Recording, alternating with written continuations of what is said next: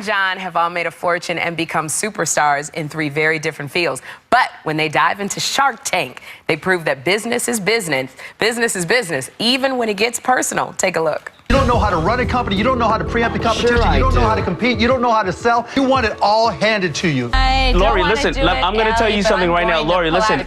Lori, listen. Write you a check right now. Guys, that's enough. Allie, tell them to stop. If you're not sure of who to go with, I may take away my offer. We all respect each other, and I think we do all like each other. Even though we fight like brothers and sisters, you know, I'm ready to like really do battle with some of them sometimes.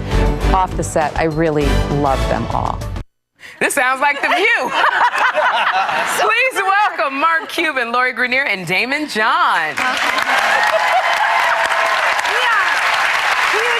We are such huge fans. We are so thrilled and honored that you're here because we watch marathons of Shark Tank. So I got to start with you, Mark. Okay. Your business, which is made up of numerous different investments, it is valued at $2.5 billion. Now, most folks know you as the owner of the Dallas Mavericks basketball team. Right. And if we're Dancing with the Stars fans, we know you as a contestant on Dancing with the Stars.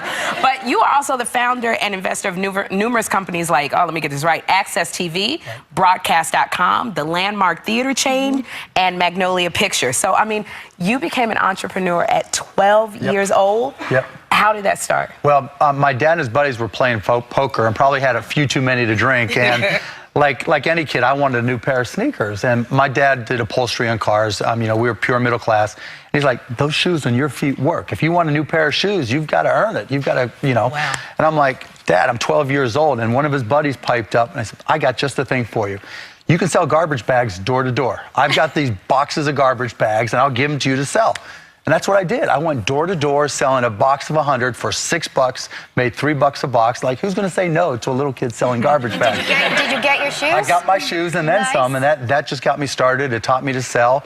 And once you know how to sell, you can do any business. Okay, so you knew how to sell. When did you make your first $1 million? I made my first million when I was 29. I had a company, Micro Solutions, where we did local area networks and software and stuff like that. And I spent 7 years just working hard, no vacations, never even read a fiction book. And then I sold it to H&R Block and went off and bought a lifetime pass in American Airlines and just traveled the world and had some fun. Okay, so. This story could be like an hour in there of just questions. And Laura, you started out with one idea, which is so cool. And now $500 million later, international business success. Here you are. I want to know what you were doing before. Like, where were you before that invention came into your head? Before that, I was actually writing plays, and I was selling jewelry on the side to make a little money. Right. And I just was always thinking of ideas, and I wasn't doing them, but then I'd see them on the bestseller list or out there being successful, and I thought with my earring organizer, which was my first product, this time I'm doing it, and I just did. Now, you have, I think it's over 110, you're holding 110 U.S. patents, over 400 inventions. I mean, obviously you're a creative person. So when you see someone walk through the door with something, you obviously respect the fact that they're coming in with a fresh idea, but how do you know it's going to work, and how do you know it's worth investing in? Well, I always say, you know, I can tell instantly if it's a hero or a zero, but I think it's a gut feeling. But I look to see if something has broad mass appeal. If it's something that, you know, a lot of people need and want, is it something that's a problem solver, and can I manufacture it? Okay. Okay, now Daymond, we got to move on to you. You are known as the godfather of urban fashion, which it all started when you created the fashion line FUBU. I still got my FUBU in my closet. Now FUBU has sold more than $6 billion. And in retail, your interest in fashion began. You were a little boy, you were raised by a single mom, and right here in New York. Now, can you tell us about not being able to afford a hat and how you started your entrepreneurial You know, it was journey? one of those things. I couldn't afford this hat that I wanted to buy, and I went all over Manhattan looking for it. And when I finally found it, paid $20 for it, I realized I could sew a straight stitch. I can make this hat. Right. And I made it, and I took, I think, $40, and I bought fabric, and I sold about $800 worth of those hats. And then the light bulb went off that, wow, I can actually do this myself. So that's how I was born. I mean, everyone, you're the go-to when it comes to fashion and starting business. So when someone comes to you and they're like, I want to start a fashion line, your advice to them is what? You know, you're never going to put 3 sleeves on a T-shirt, right? You have to sell. You have to sell them. What is somebody buying it for? Are they buying it because of the quality? Are they buying it because the price is affordable, or are they buying it because it's luxury and they stand out in the room? So, what are you promising the customer, and are you going to deliver on that promise? So, what was your big break, Daymond?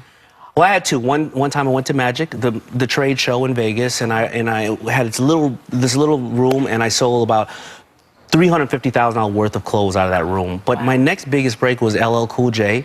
He went onto a Gap commercial because he was doing a Gap commercial, and he actually made it a FUBU commercial by saying FUBU in the Gap commercial. Really? And they spent $30 million airing that ad. They basically, aired a FUBU ad.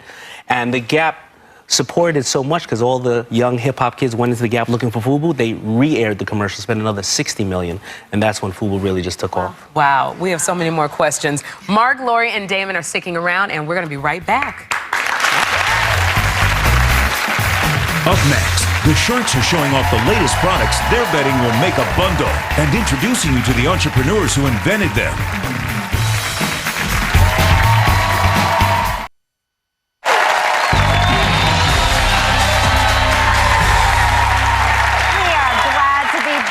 We're back with Shark Tank's Mark Cuban, Lori Grenier, and Daymond John. And right now they are showing off some of the latest products that they've invested in and the entrepreneurs who came up with them. First of all, Mark, you own a $2.5 billion company, so obviously when you see good business, you see good business, right? Well, I see opportunity. Okay. So Lala you take Cup.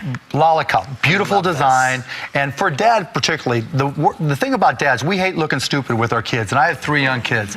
This thing accomplishes everything. There's no chemicals, it's BPA free, but the coolest part about it, this thing here, whenever it moves, it's got a weight at the bottom, so you get every bit of liquid that's in there. Right, so the straw goes to where all the fluid is as the kid tips the cup. You know that thing when they're going with the love this. Brilliant, by the way. I wish I'm brilliant.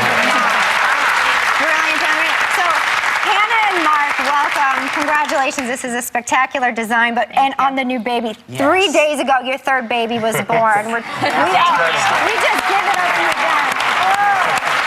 How sweet.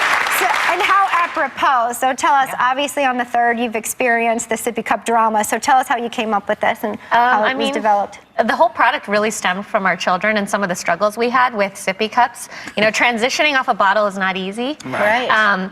So our daughter just could not use a straw. They had these fancy valves that were really difficult for kids to suck out of, impossible for moms to clean. And I said, why are there just not any high-designed, simple straw cups that make life easy for everybody? And so that's where the idea came about. And we absolutely love it. Mark, so what was the deal? How did that work? What you guys tell them all the details? I forget all this. The deal was $100,000, and we sold 40% of our company to Mark and Robert Herjavec. Okay, congratulations. That's how real quick where you can buy them. Where can you buy where these? can you buy these so that we can? What's the distribution? You know, you can find them on diapers.com, on Amazon.com, or Barney's New York. There's several outlets. So adults can use this. Yes. People like myself. I do all the time. I make chocolate milk for my son. I mix it up. Yeah, I like that. Thank you so much. Congratulations. So I'm going to scoot over here. Okay, Lori, I got to ask you here. This is called Drop Stop, right? Yes. Okay, so tell us why this struck you and about a little bit of the product itself. Well, I always say I know instantly if it's a hero or zero. Yeah. This is a hero because everybody can relate. Everybody drives a car, right? Just about everybody. Yes. And this, have you ever been driving and all of a sudden your cell phone falls in between the seat? The worst. Or your French fries, which are molding, Right, or your kid's binky. money. Right, or your kid's binky. Right. Well, the Drop Stop goes right over the seat belt and it takes that space there and it covers it. It fills it in. So no more almost accidents because see there, now it captures it. Right. So you see this, and you've been there, so you knew it was actually something needed. Yes. And Mark and Jeff, you guys came up with this idea, but there was a story behind it, right? Yeah, absolutely. We live in Los Angeles, and I was driving on Sunset about 5 years ago. I had my phone sitting on the center console, and it rang, but it vibrates, so it shimmied off. And as I was trying to save it, it went down the gap, and I reached for it real quick. Just instinctually, it made me tug the wheel to the right. I was going 40. All 4 tires went up on the sidewalk. I looked up. I see a guy Superman leap out of the way, or I would have hit him, and missed a telephone pole by an inch, and I called him, and I just said, somebody's got to do something about this stupid crack. I'm sitting on a sidewalk on Sunset surrounded by 30 people. We didn't know we were going to do anything. So this happens to me all the time. So we went out and got the book, Inventors for Dummies, and we said, we're going to make something that's going to last the life of your car. And this product right here is made out of high-grade neoprene, very durable, very stretchy, liquid and stain resistant. So basically, once you stuff it in the gap, you'll never drop anything down there again. Oh my gosh. Okay. Just don't make it vibrate. That'll be big trouble for everybody. Daymond, the godfather of fashion. Okay, so when you saw Cozy Bug, you saw something great here, right? Tell us why. Well, these you know, dresses are so these cute. dresses, these pillow dresses were great. Of course, oops, there you go. Yeah. Of course, when Cosette came out wearing it, I saw that. Hi, Cosette. I saw that basically, you know, parents these days, they have to save money, and this dress can be a shirt, it can be a dress. It, you know, the ribbons go down, and it goes Oh, down. it grows with you. It grows So it goes with the from girl. dress to tunic. Correct, and right? she's wearing it obviously as a dress right now, Cosette right? is 5, and you look adorable in that. But when Cosette's about 8, she can wear it as a shirt. Adorable. Very and nice, Allie, very cool. you are Cosette's mom. Yes. And creator of Cozy Bug. So first of all, Cosette, what do you think about your dress? I like it a lot. You do? She has enough of them. You're the perfect test market there. So you made this out of the need to make the clothes last. I think that's a mom's true desire. You know, how long can I get these pants to last on my kids or this dress to last on my Great daughter? quality fabric that's not going to just, after one wash, it's not going to wear out. And then she can wear this when she's 8 years old. Okay, absolutely love it. So Daymond, what was the settled deal between you? Our deal was $50,000 for 30%, right? Yes. 50,000 for 30%. You feel pretty good about that, I say, right? Oh my goodness, I'm absolutely loving these products. And Cosette, you are a wonderful, wonderful model for that. Yeah, you're going to be able to wear it for many years too. We want to give big thanks to these sharks and the entrepreneurs, members of our studio audience. Guess what? You're going home with all these products. More when they sharks, and we'll come back.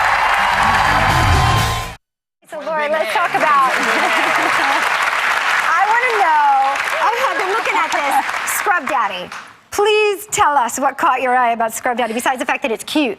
Well, first of all, who does not want a sponge that looks like a smiley face and it's yellow and it stays odor-free, right? Okay. I mean, we can all relate to really icky, gross, smelly, stinky sponges. Right. Well, this little smiley face, first of all, it doesn't scratch, but it cleans like crazy. Okay. It doesn't hold odors for up to 2 months, and it also has a texture changing, which Aaron's going to show you. It turns soft in hot water, and it turns hard in cold water. Okay, so if you need to really get into something, you go with the cold water and get in there. If you want to be gentle, if you want to clean the bathroom or anything else, when it's soft, perfect, hard, perfect for everything. Yeah. So Aaron, how did you come up with this initially? Well, my wife is a great cook, and our deal is that she cooks and I do the dishes. Okay. And I got tired of using those gross, smelly, stinky sponges and Nasty. scratching all my surfaces.